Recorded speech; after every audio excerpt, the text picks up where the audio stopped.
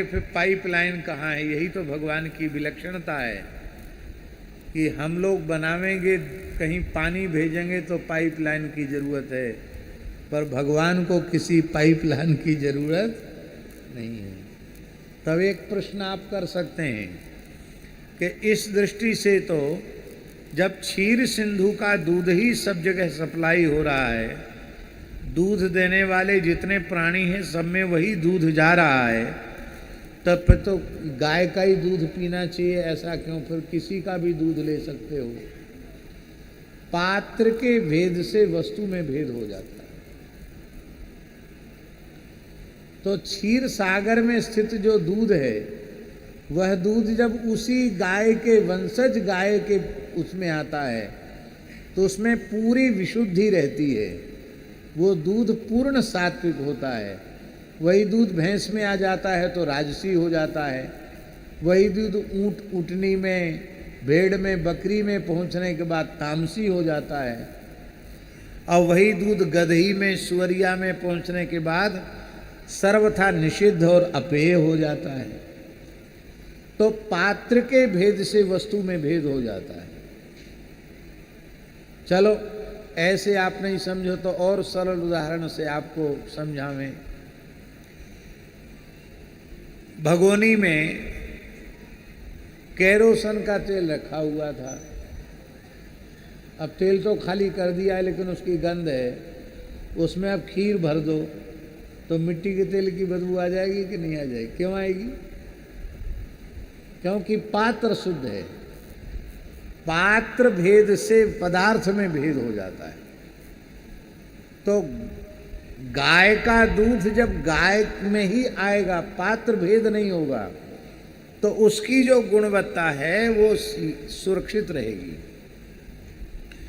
और यह विशेषता केवल वेद लक्षणा भारतीय देसी गाय में है कि गाय के शरीर में अनेक दिव्य नाड़ियां हैं। उनमें एक नाड़ी ऐसी है जो 84 लाख योनियों में केवल वेद लक्षणा भारतीय देसी गाय के शरीर में ही होती है। उस नाड़ी का नाम है सूर्य केतु नाड़ी। ये सूर्य केतु नाड़ी, अब कोई देसी गाय हो तो हम बता सकते हैं कि सूर्य केतु नाड़ी कहाँ स्थित है। सूर्य केतु नाड़ी केवल वेद लक्षणा भारतीय देसी गाय में स्थित होती है। और ये सूर्य केतु नाम की नाड़ी निरंतर 3 चीजों का अपने में आहरण करती रहती है: ओज, तेज और अमृत। और ये ओज, तेज, अमृत, ये तीनों सूर्यमंडल में पहले आते हैं। और ये सूर्यमंडल में गोलोक धाम से आते हैं। और सूर्यमंडल से वो सूर्य केतु नाम की नाड़ी ओज, तेज और बल, इन तीनों का आहरण करती है। इसलिए वेद लक्षणा भारतीय देसी गाय के दूध, दही, घी में, गोबर गोमूत्र में भी ओज, तेज और बल, ये तीनों तत्व प्रचुर मात्रा में पाए जाते हैं। ये हमारे ऋषियों ने तो स्वीकार किया है, आधुनिक विज्ञान भी इसको स्वीकार कर रहा है। तो ये जो हमारी गौ माता है ना भैया जी, ये सीधे गोलोक के संपर्क में रहती है। इसलिए गोलोक का सीधे प्रसाद हमको मिलता है। ये है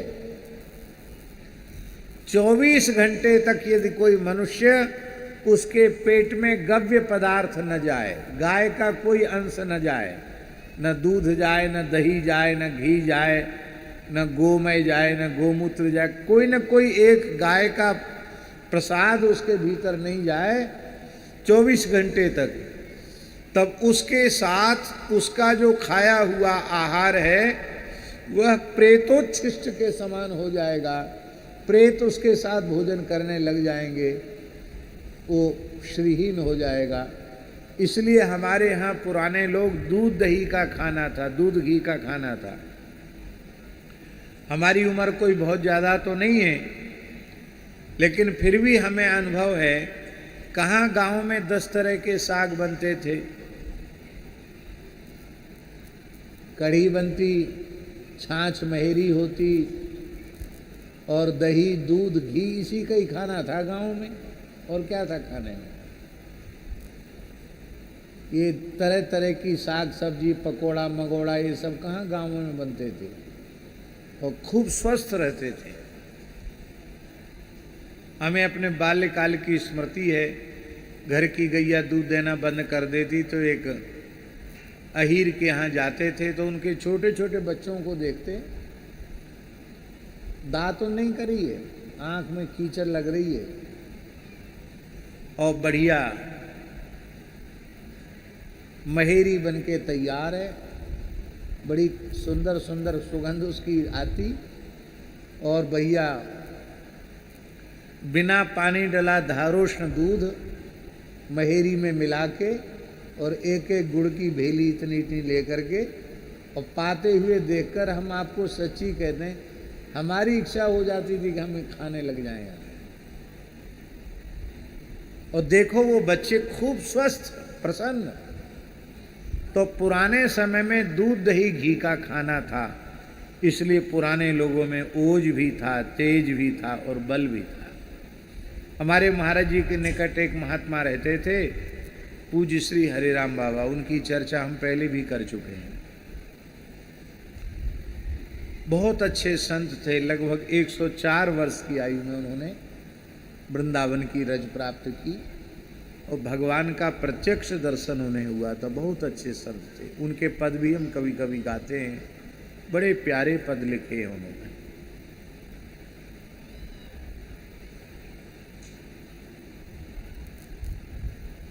वो पधारते पधार गए 104 की उम्र में, पर घी खाना अंतिम क्षण तक बंद नहीं किया।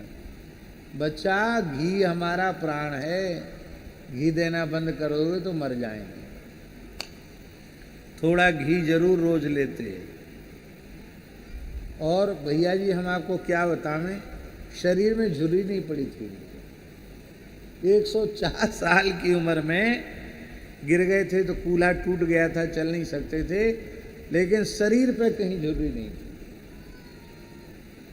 बस 25-50 ग्राम घी उनको रोज चाहिए और कोई चीज को, और पूर्ण निरोग, ना बीपी, ना हार्ट, ना शुगर, ना फुगर, कुछ नहीं था उनको, कोई बीमारी नहीं थी। गिर गए थे तो कूल्हा टूट गया था, और तो क्या बीमारी थी, कोई बीमारी भी नहीं।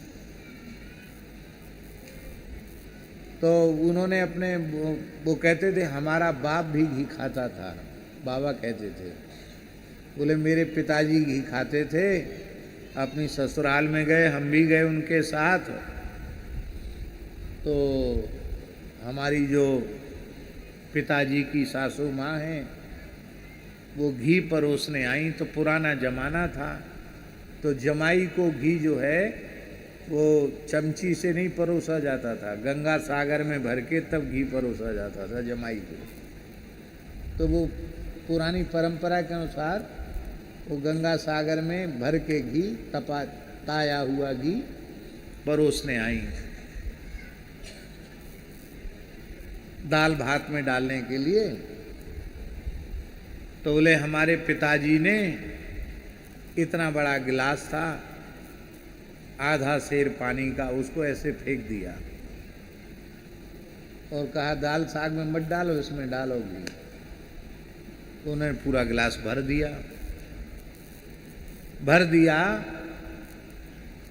तो घट घट करके पी गए वो घी पूरा। कितना घी? आधा किलो। फिर भर दिया सास ने, फिर पाने लगे, खूब डट के प्रसाद ही पाया, फिर आधा किलो फिर पी गए। और सारा भोजन करने के बाद फिर बोले और ले आएं? बोले खाली जब तक देखो तब तक ले आओ। तो फिर आधा किलो, फिर 1.5 किलो घी, गुनगुना घी, गरम गरम घी, 1.5 किलो घी भोजन के सहित पी गए। और अपनी तरफ से हार नहीं मानी उन्होंने। तो सास थोड़ी घबरा गई कि कहीं उत्साह में ज़्यादा पीने से इनकी तबीयत न बिगड़ जाए। तो उसने कहा कि जमाई राजा, खाली घी पीना जानते हो कि कुछ करतब दिखाना भी जानते हो? तो हंस के उन्होंने कहा कि ससुराल में घी पीने के लिए आए हैं, करतब दिखाने नहीं आए हैं, पर करतब देखना चाहोगी तो हम करतब भी दिखा देंगे। बात पूरी हो गई। पुराने घरों में मर्यादा होती थी, तो घर के बीच में रोड था, उधर नौहरा था जहाँ गैया वगैरह बनती, और उसके सामने एक बहुत बड़ी चट्टान थी पत्थर की, जिसको 100 लोग भी उठा करके खड़ा न कर सकें, इतनी बड़ी भारी चट्टान थी। उस चट्टान को उन्होंने आधी रात में उठाया और अपने ससुराल के मुख्य घर के दरवाजे पे फिक्स कर दिया। हाँ, वो तो लेकिन उनकी जो घटना है, उनकी घटना है कि पूरा पत्थर की चटेल उठा करके उन्होंने फिक्स कर दी मेन दरवाजे पर। अब वो महाराज पूरा गांव इकट्ठा हो गया, भीतर वाले बाहर न निकल पाए और इधर वाले पूरे गांव के उसको खिसकावे तो खिसके नहीं, वो इतना बढ़िया से उसको कस के जमा दिया। और वो हंसते हुए तमाशा देख रहे थे। खिड़की से सास झांक रही थी, तो बोले माताजी करतब देख लिया कि और दिखाऊं? बोले अब सब परेशान हो रहे हैं, बाहर तो करो। अरे बोले तुम्हारे गांव में किसी में ताकत नहीं है। ऐसे एक हाथ से ऊपर की ओर पकड़ा और एक पैर की ठोकर मारी, एड़ी की ठोकर मारी, तो ऐसे झुक गया और झुक कर के ऐसे पकड़ के घसीट के बोले गांव के कितनी दूर तक इसको ले जाएं घसीट करके। वो बताते थे कि आज भी उस गांव में जहां हमारे पिताजी ने वो पत्थर रखा था, आज भी वहां से कोई उसे हिला नहीं पाया।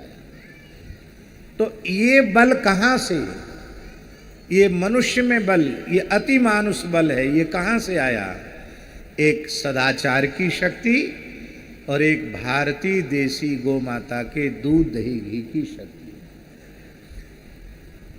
बोलो भक्तवत्सल भगवान की जय, गौ माता की जय। अब गीतावली का क्रम थोड़ा हो जाए और उसके बाद फिर कथा रहेगी।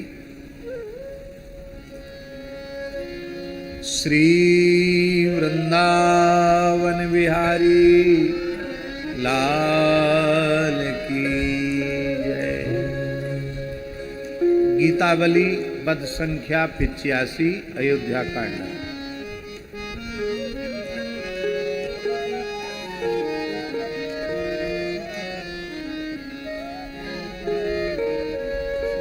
हो तो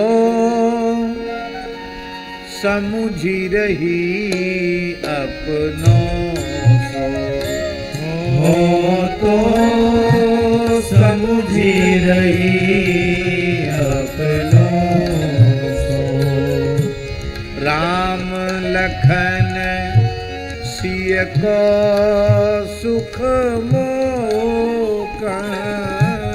राम लखन सिय को सुख मोका। भयो सखी सपनों सो। हाँ भयो सखी सपनों सो।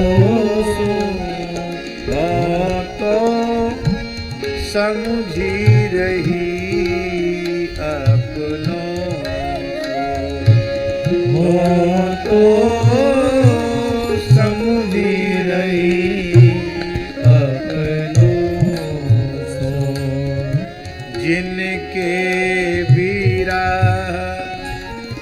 विषाद बटावन। जिनके बिरह विषाद बटावन। खग मृग जीव दुखारी। खग मृग जीव दुखारी।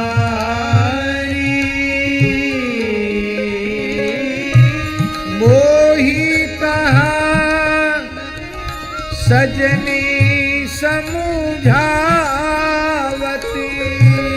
मोही कहा सजनी समुझावती ओ तिन्हें की महतारी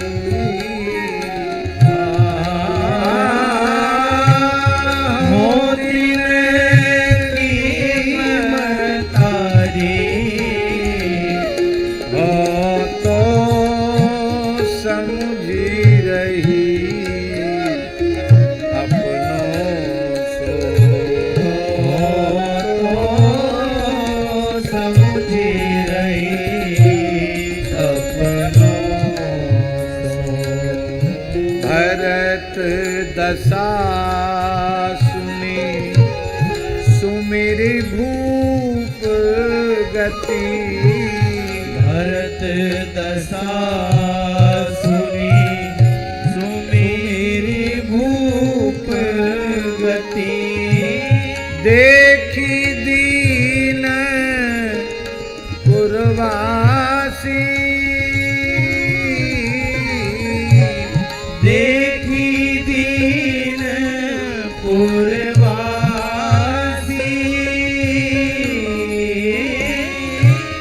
तुलसी राम कहती हो सकूचती तुलसी राम कहती हो सकूचती वह जग उपहासी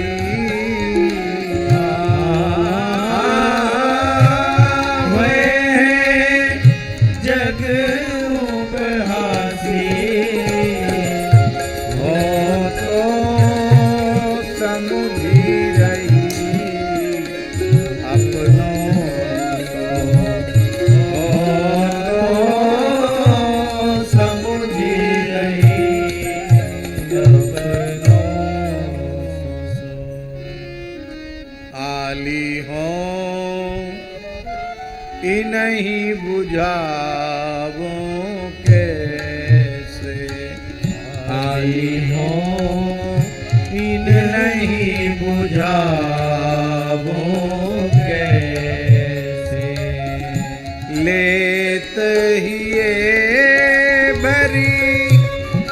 भरी पति को हित लेत ये भरी भरी पति को हित मातु है तु सुख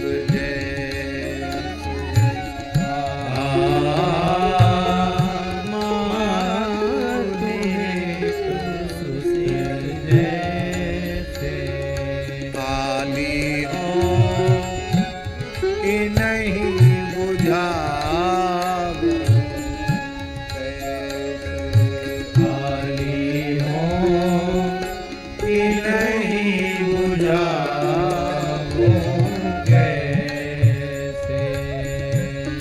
लेत ही ये हाँ बार बार ही नात हेरी उतर बार बार ही नात हेरी उतर जो बोले को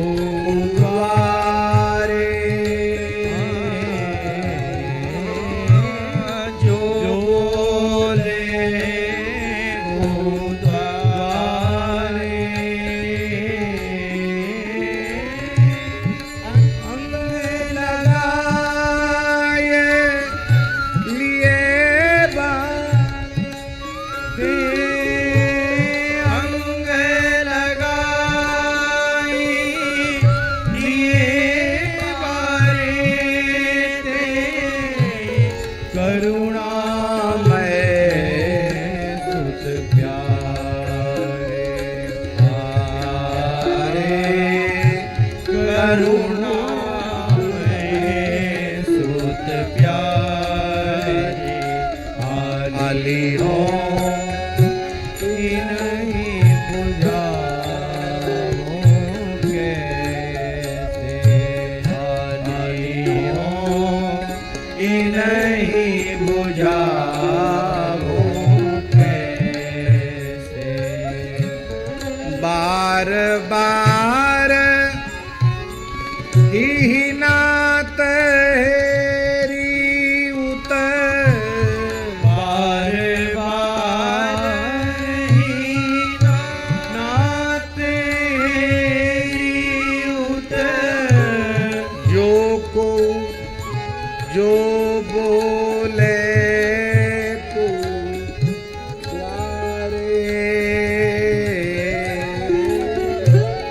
जो बोले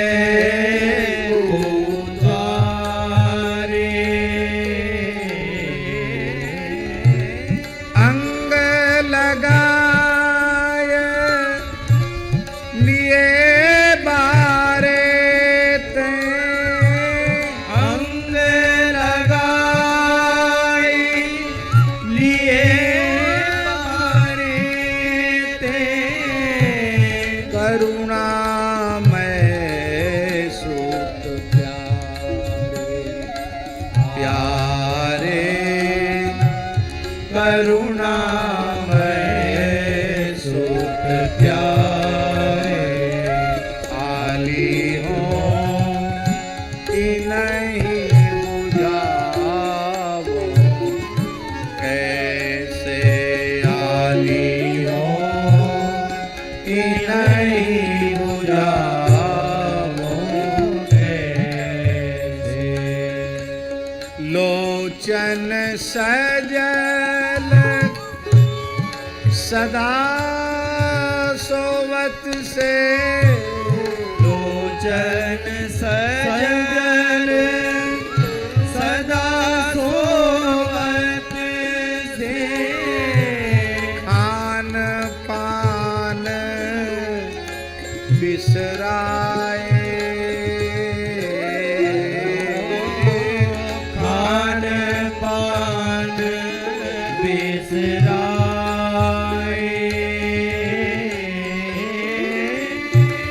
चितवत चौकी नाम सुनि सोचत, चितवत चौकी नाम सुनी सोचत, राम सुरति उर आए, राम सुरति उर आए, आली हो कि नहीं बुझावो कैसे, आली हो कि नहीं बुझाओ कैसे।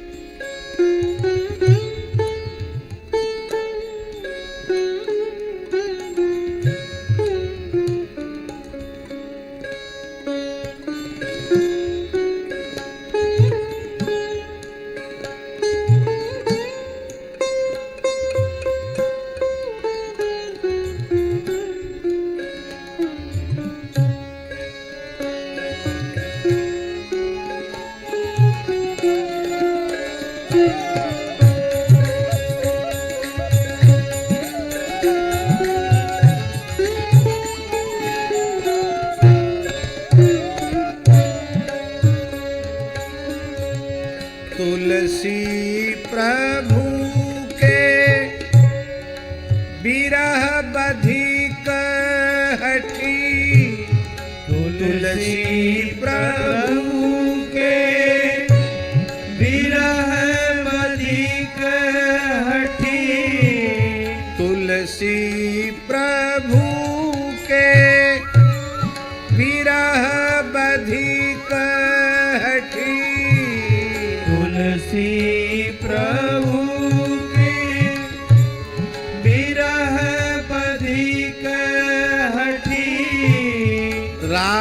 राजहंस से जोरे, राजहंस से जोरे, ऐसे हूँ दुखी देखी हाँ जीवती, ऐसे हूँ दुखित देखी हाँ जीवती,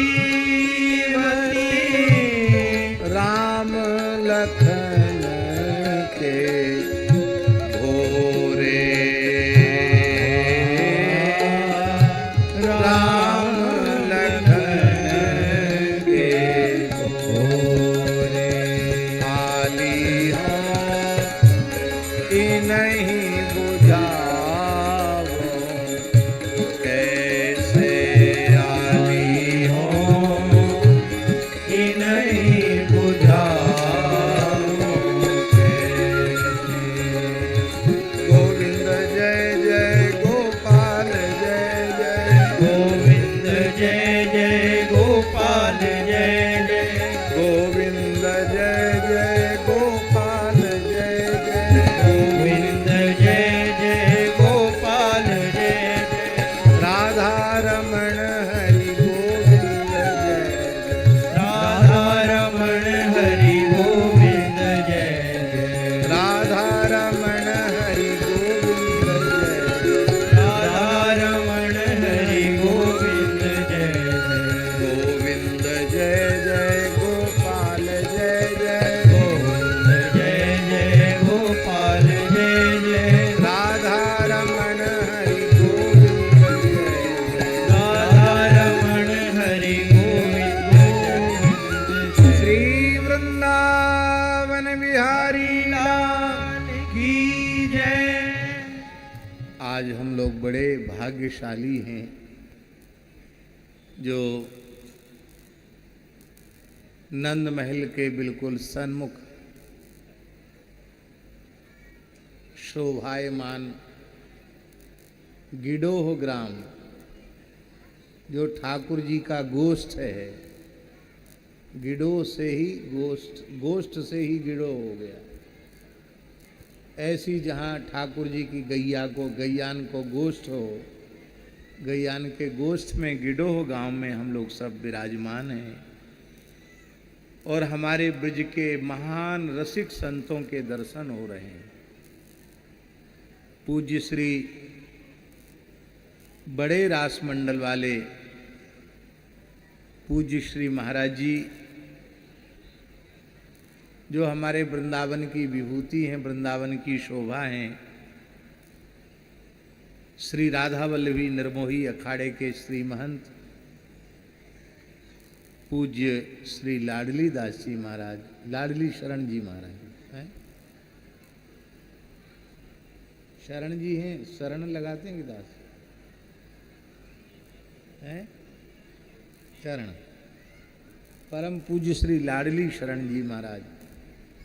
वैसे तो हमको अपने से बड़ों का नाम लेने में बड़ा संकोच होता है, लेकिन एक मंच की मर्यादा है कि सबको पता चले, इसलिए हम नाम का उच्चारण कर रहे हैं। हम तो जब भी बोलते हैं तो रास मंडल वाले महाराज जी ही बोलते हैं। आज लगभग 80 वर्ष तो महाराज जी ब्रज, कितने समय हो गया ब्रज में? 75 वर्ष हो गया। ब्रज में, वृंदावन में लगातार निवास करते हुए बाबा को लगभग 75 वर्ष हो गए। और सबसे बड़ी बात है, जब तक वृंदावन में रहेंगे श्री जी की सेवा अपने हाथ से करते हैं नित्य। ये बहुत बड़ी बात है। अखंड वृंदावन वास और श्री जी की अपने कर कमल से सेवा। सेवा ही तो रसिकों की संपत्ति है, वैष्णवों की संपत्ति तो सेवा ही है।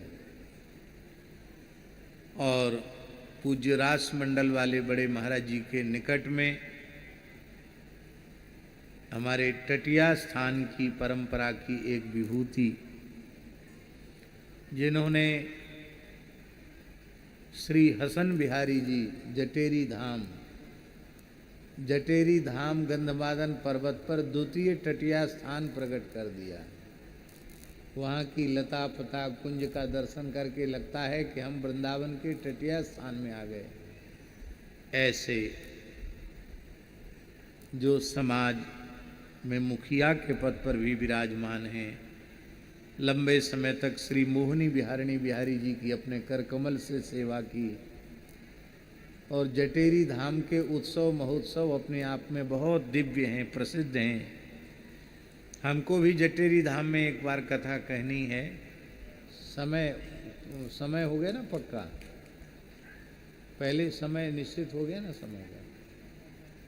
हाँ, तो जटेरी धाम में आप सबका न्योता है, ब्रजवासियों का गांव है, बहुत आनंद है जटेरी धाम में। और हमारे बाबा तटिया स्थान के तो है ही हैं, बरसाना धाम के भी हैं, बिहारी दास जी, ये तो हमारे बहुत पुराने प्रेमी हैं, आज के नहीं है, बहुत बहुत पुराने प्रेमी हैं बिहारी दास जी महाराज। यही सब संतों का दर्शन यहाँ करा रहे हैं। सब संतों को लाने का भाव आपका ही है। और पूज्य श्री महाराज जी वृंदावन से पता, महाराज जी तो वृंदावन में विराजते हैं, त्यागी जी महाराज, सभी रसिक जन विराजमान हैं। सबको हम यथा योग्य प्रणाम निवेदित करते हैं। और हमको ये लेखनी तो शायद शास्त्री जी की है क्या, कौन ने लिख के दिया है?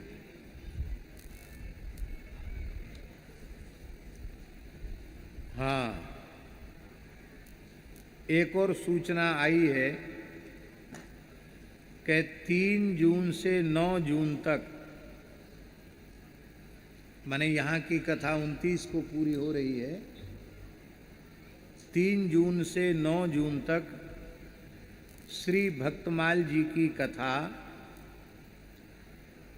राधा गोल्फ में गोवर्धन धाम में श्री चित्र बिहारी दास जी, विचित्र बिहारी दास जी के ठाकुर जी की सन्निधि में होनी है। दास को ही अनन्य रसिक नृपति श्री स्वामी हरिदास जी का चरित्र कहने का सौभाग्य मिलेगा। तो स्वामी जी के चरित्र का चिंतन करते हुए और हम लोगों को वहाँ सत्संग लाभ प्राप्त करना है, वो हम लोग प्राप्त करेंगे। तो 3 जून से 9 जून तक भी आप लोग स्मरण रखें। श्री वृंदावन धाम की, पंडित जी महाराज की जय। पंडित जी आरंभ के दिन तो पधारे, आज भी पंडित जी ने कृपा करके दर्शन दिया। पंडित बाबा ने आज हम लोगों को जन्म के चरित्र तक पहुंचना है। कल प्रहलाद जी के चरित्र तक, कल प्रहलाद जी के चरित्र तक हम लोगों ने स्मरण किया था और अब आज जन्म तक पहुंचना है। 8वां स्कंद पूरा करना, 9वां स्कंद पूरा करना है और 10वें स्कंद के 5 अध्याय करेंगे, तब जाके आज की कथा पूरी होगी। ब्रजवासियों को तो हमने पहले ही बोल दिया है कि ठाकुर जी का जन्म रात को 12 बजे होता है, तो 12 तो हम नहीं बजाएंगे, लेकिन आज जन्म का दिन है, थोड़ा विलंब हो सकता है। आप लोग धैर्यपूर्वक विराजे रहेंगे। और महापुरुषों से पहले ही हम निवेदन कर देते हैं कि बड़ी सहजता से जितनी देर विराज सकें उतनी देर विराजें, क्योंकि सबके यहाँ उत्सव महोत्सव ठाकुर जी की सेवा सब कार्य चल रहे हैं, इसलिए किसी कार्य में विक्षेप न हो। अष्टम स्कंध का जो विषय है वो मनवंतर है, मनवंतरों का निरूपण। श्री नाभा जी ने अत्यंत कुशलता पूर्वक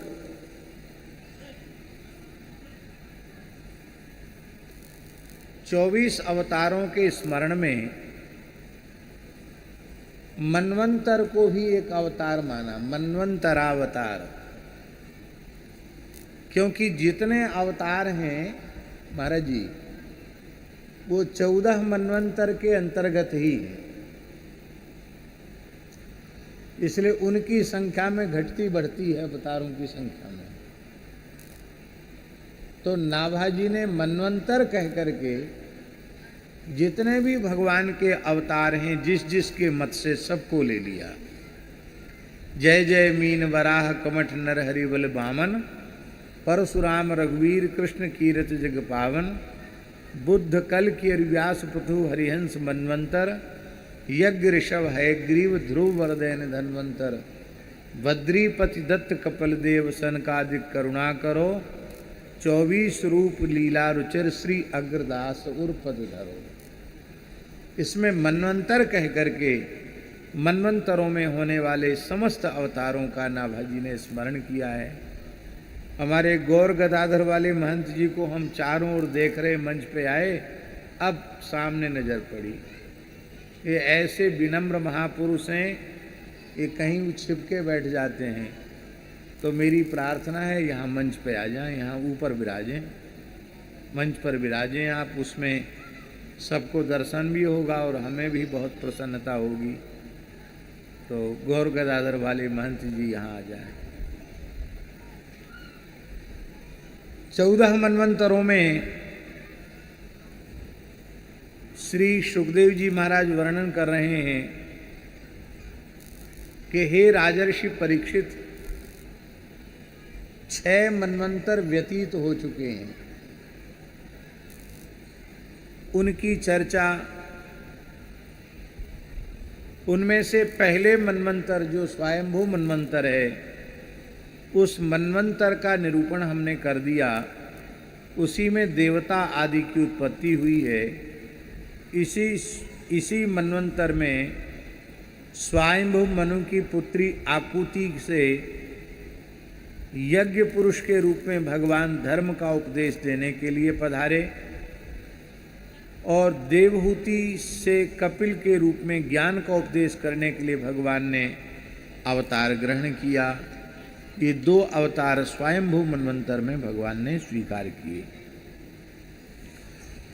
इन यज्ञ पुरुष भगवान का चरित्र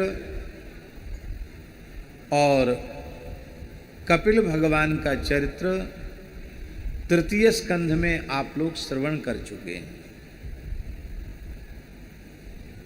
श्री मनु जी महाराज सब कुछ त्याग करके सुनंदा नदी के तट पर चले गए और एक पैर के बल से खड़े होकर के कठोर तप कर रहे थे और उस समय कुछ मंत्रों का पाठ कर रहे थे। मनुर्वाच येन चेतयते विश्वम विश्वम चेतयते नयम, यो जागर्ति शयानेस्मिन्नायम तम वेद वेदसा। वे कह रहे थे कि जिनकी चेतना के स्पर्श मात्र से ये समग्र विश्व चेतन हो जाता है, किंतु यह समग्र विश्व उन्हें चेतना का दान नहीं कर सकता जो सबको चैतन्यता प्रदान करते हैं, पर उन्हें चैतन्यता प्रदान करने वाला कोई नहीं है जो इस सारी सृष्टि के सो जाने पर भी जागते रहते हैं, जिनको यह नहीं जान सकता,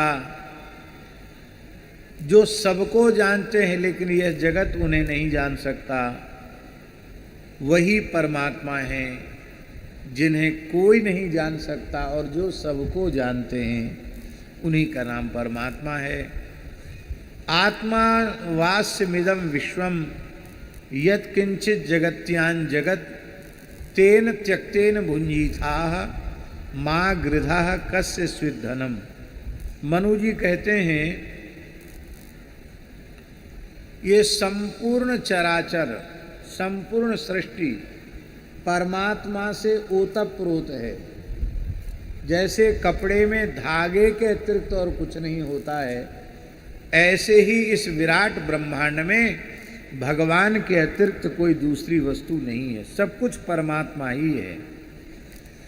ऐसा विचार करते हुए भक्त पुरुष को, वैष्णव पुरुष को चाहिए कि संसार के किसी भी पदार्थ में आसक्त न हो,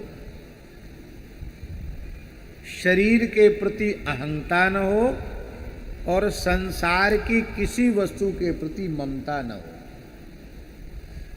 अहंता ममता से मुक्त हो करके त्याग करते हुए उसका उपभोग करें। त्याग किसको कहते हैं? किसी वस्तु को छोड़ने का नाम त्याग नहीं है। जो वस्तु आपके अपने व्यवहार से अधिक आपके पास है और उस वस्तु की ऐसे किसी पात्र व्यक्ति को आवश्यकता है जिसके जीवन में उस पदार्थ का, उस वस्तु का अभाव है, तो उसको मांगना न पड़े। आप यही समझो कि हमारे व्यवहार से अधिक जो वस्तु है वो भगवान ने इस अभाव की पूर्ति के लिए हमको दे रखी है। उस व्यक्ति को बिना याचना के दे देना, इसी का नाम त्याग है।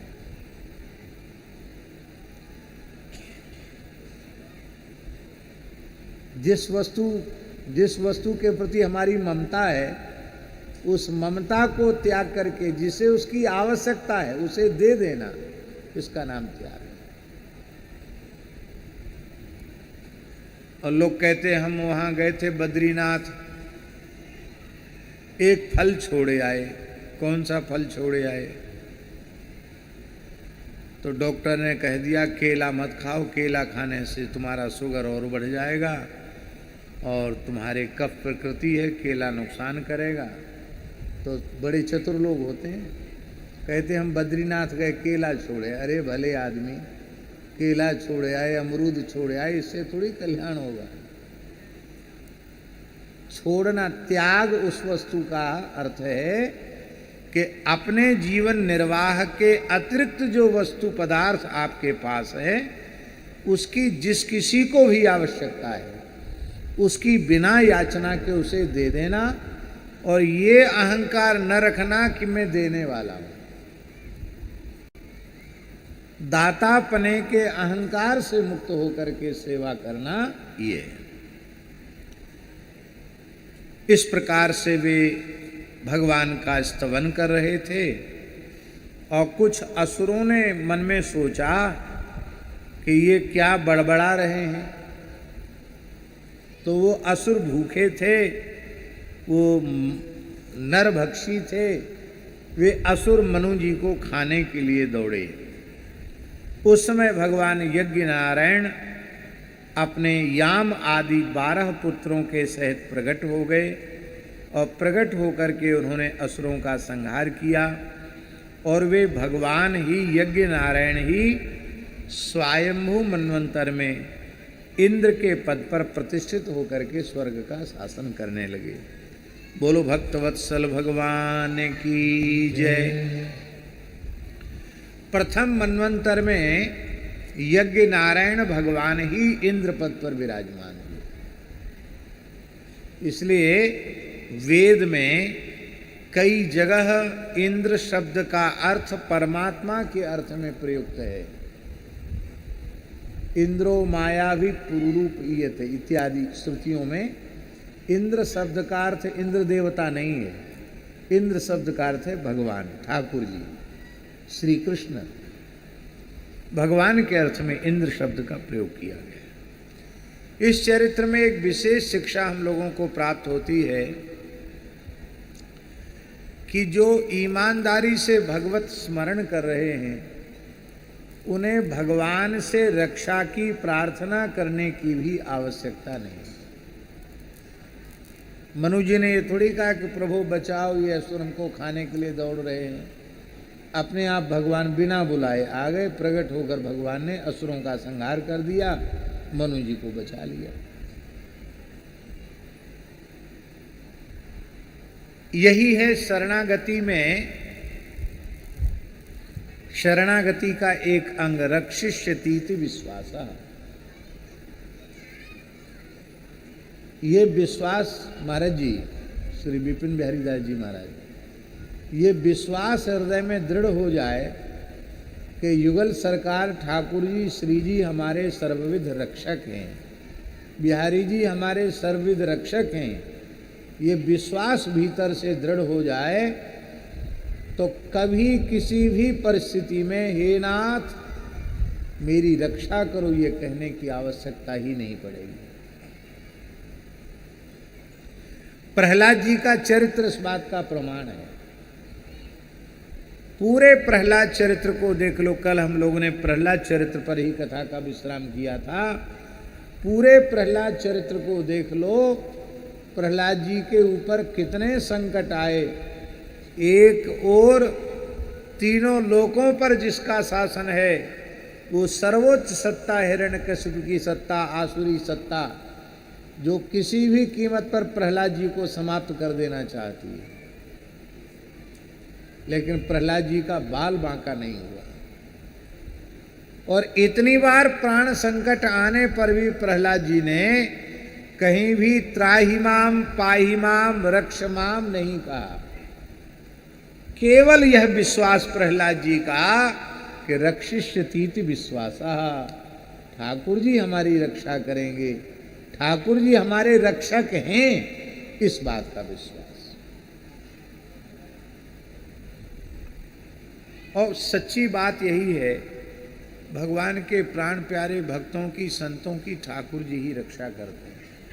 हमारे पूज्य गुरुदेव पहाड़ी बाबा महाराज अपने जीवन की एक घटना सुनाते हैं। उनके मन में तीव्र वैराग्य उत्पन्न हुआ और खाक चौक में महंत पद पर वो विराजमान हो गए थे। सन 1932 में वो खाक चौक के महंत पद पर विराजे और महाराज जी कहते थे हमारे महंताई में अखाड़े और स्थान मिला के 32 व्यवहार हुए थे। इतने कम थे स्थान, अब तो 250-300 हो गए, कितने हो गए, अब तो बहुत हो गए। जिसके पास 10-5 भगत आ गए, 2 कमरा बनाने की जगह हो गई, वही महंत बन गया।